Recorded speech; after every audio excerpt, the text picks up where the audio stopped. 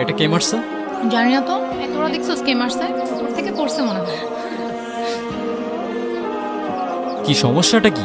সমস্যা তো আছেই, আমরা সিনিয়ররা এখানে দাঁড়ায় আছি আর তুমি সালাম না দিয়ে চলে যাচ্ছ। কি সিনিয়রদের রেসপেক্ট করতে জানো না নাকি? সরি, আমি আসলে এত সিনিয়র টিনিয়র মানি না। যে আমাকে রেসপেক্ট করে আমি তাকে রেসপেক্ট করি, আর যে করে না তাকে নো ওয়ে। ও দেখি বেয়াদবি করতেছে আবার। এই কান ধরে উঠবাস করো 100 বার। কেন করবো? আমি বলছি তাই। मैं तुम्हारे बाप का नौकर नहीं हूँ। এই অনেক হইছে, ও যা বলছে তার চুপচাপ কর। 100 বার গুনে গুনে কর, একটাও যেন বাদ না যায়। একটা বারও করবো না। লাস্ট ওয়ার্নিং দিচ্ছি, কানে ধরো। কেন না ধরলে কি করবা?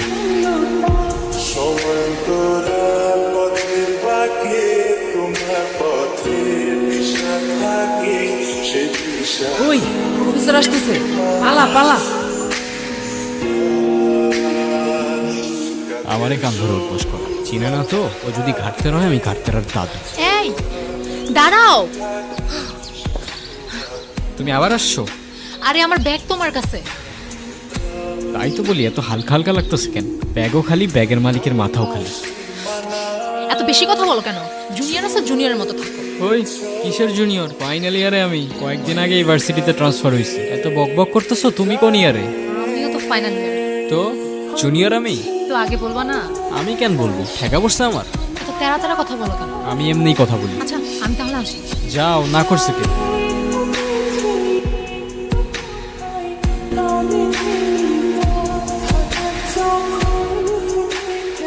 এই কি অবস্থা? এই তো ভালো। কোথায় যাচ্ছ? ভার্সিটি। আর কই যাব? আরে যে লাভ নেই, আজকে কোনো ক্লাস হবে না। তার থেকে বেটার চলো তোমাকে সবার সাথে পরিচয় করে দিই। কি রে, ওরে কোত্থেকে ধরে আনছিস? ও আমাদের জুনিয়র না, সিনিয়র। সিনিয়র মানে? মানে ক্রেডিট ট্রান্সফার করে আমাদের ভার্সিটিতে আসছে। আচ্ছা যাই হোক, চল আমরা ট্রুথ অর ডেয়ার খেলি। এইখানে ট্রুথ অর ডেয়ার? হ্যাঁ আমি খেলবো না ভাই, তোরা খেল। চল আমরাও ক্লাসে যাই। মানে অন্য সময় কখনো ক্লাস করে না, আজকে ওদের সবার ক্লাস করতে হবে। আচ্ছা চল আমরাই শুরু করি। স্টার্ট করি। ট্রুথ। তুমি লাস্ট কবে কান্না করছিলে? কাল রাতে। আচ্ছা নেক্সট।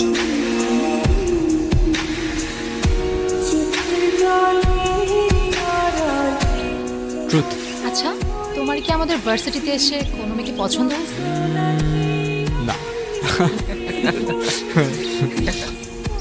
ট্রুথ। তোমার ডেয়ারটা হচ্ছে তুমি তোমার মাকে ফোন দিবা আর বলবা, মা আমি তোমাকে খুব ভালোবাসি। কি হলো বুঝলাম না। তুই থাক, আমি আসতেছি। কি হলো আসলা যে? এমনি ভাল লাগতেছিল না আমার। মন খারাপ তোমার? না। তাহলে কাঁদতেছো যে? কই কাঁদতেছি? আমি কি বাচ্চা নাকি যে কাঁদবো? আচ্ছা চলো তোমাকে তাহলে আমার একটা সিক্রেট জানাই। আমি যখনই আমার বাবাকে মিস করি তখনই বাবার সাথে কথা বলি। ওই যে ওইখানটায় থাকে আমার বাবা। তোমার মায়ের উপর তোমার অভিমান থাকাটা স্বাভাবিক, কিন্তু আমি এইটুকু বলতে পারি তোমার মা তোমাকে অনেক ভালোবাসে। বিশ্বাস না হয় তোমার মার সাথে একবার কথা বলি, আমার যা বলার আছে আজকে সব বলে ফেলবে। মা, তুমি তো আমার সাথে কথা বলার সময়ই পাও না। কেমন আছো মা? তোমাকে একটা কথা বলি, আই লাভ ইউ মা। আর অনেক বেশি মিস করি মা। ওই দেখো তোমার মাও তোমার সাথে আছে আর আমি।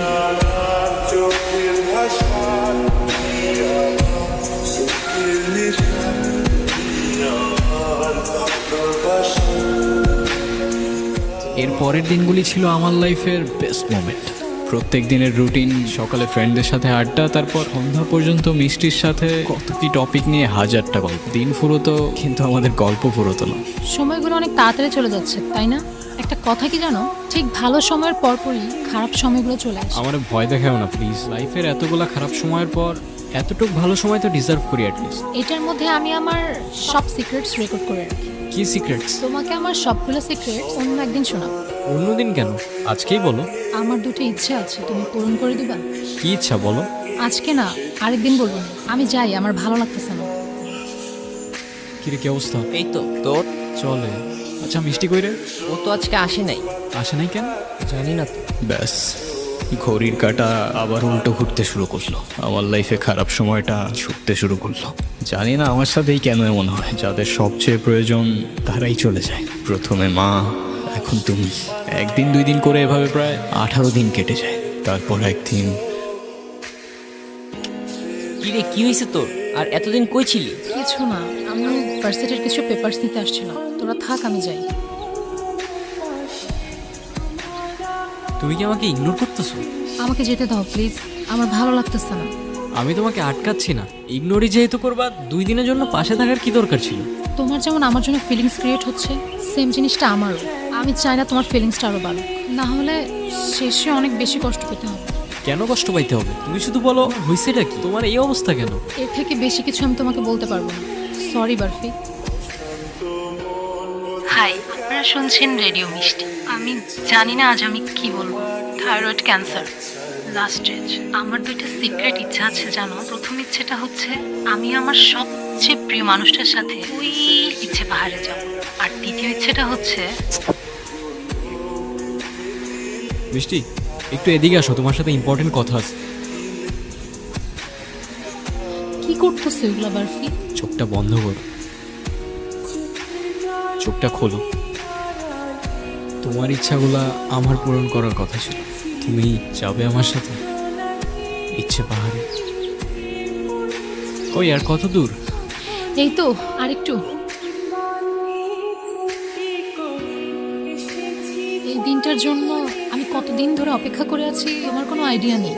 এখানে শেষবার যখন এসেছিলাম তখন আমার বয়স 6 বছর। এরপরে কখনো আসোনি কেন? এখানে একা একা আসলে আমি আমার বাবাকে হয়তো এতটাই মিস করতাম যেটা আমি সহ্য করতে পারতাম না। এই ভয়ে তোমাকে একটা কথা বলি। বলো। থ্যাঙ্কস। আমার তো থ্যাঙ্কস লাগবে না, তো কি লাগবে? তোমার একটা স্মাইল। আচ্ছা এদিকে আসো।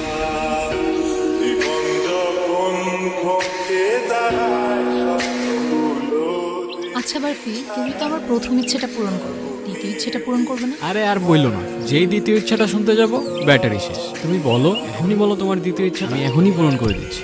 কি হলো, কিছু বলতেছো না কেন? মিষ্টি, মিষ্টি, দ্বিতীয় ইচ্ছা।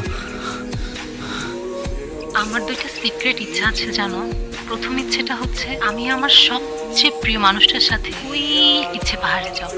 আর দ্বিতীয় ইচ্ছেটা হচ্ছে আমার শেষ নিঃশ্বাসটা যেন ওই পাহাড়েই হয়। জানো, আমার বাবা আমার জন্য সেই পাহাড়ে উঠতে গিয়ে হার্ট অ্যাটাক করে। এরপর থেকে আমি কখনো সেখানে একা যাওয়ার সাহস করতে পারিনি। অনেকবার চেষ্টা করেছি, পারিনি। আমার এই শেষ ইচ্ছেটা যদি পূরণ হয় না, আমি আমার বাবার সাথে সারা জীবন এখানেই থেকে যাব। কষ্ট পেও না, তোমাকেও দেখছি আমি দূর থেকে। নথি কখনো বদলানো যায় না রে। নিজেকে আর কত দোষারোপ করবি? প্রতিটা বছর এই দিনে তুই এইখানে আসিস, কি লাভ? আমারে বল। ট্রেন ছাড়ার সময় চলে এসেছি, চলে আসিস, ওয়েট করতেছি। তোমার ইচ্ছে তো পূরণ হয়ে গেল, কিন্তু আমি আবারও একাই রয়ে গেলাম। তুমি আর মা হয়তো দুজনেই আছো, কিন্তু অনেক দূরে। I miss you. আমি আসবো প্রত্যেকটা বছর তোমার ইচ্ছে পাহাড়ে।